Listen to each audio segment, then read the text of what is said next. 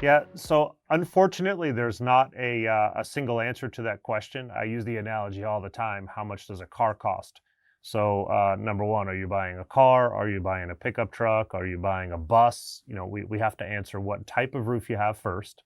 And then we also have to get into what options are you looking for in that new car you're purchasing.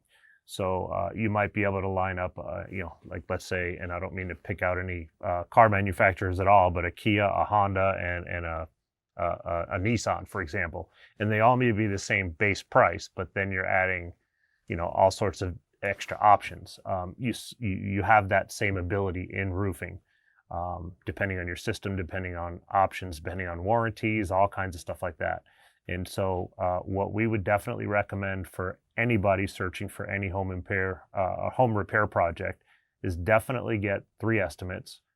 Don't shop them based on price alone, and we're more than happy to evaluate all of them with you.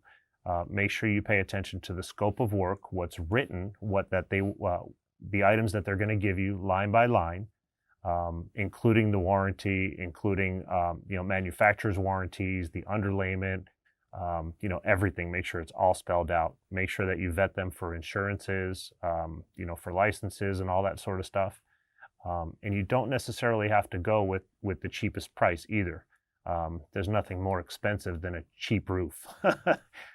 So, we're more than happy to help you through that process. I wish I could give you just one number, but they all should be fairly close as far as base price goes. And then, it's up to you from there.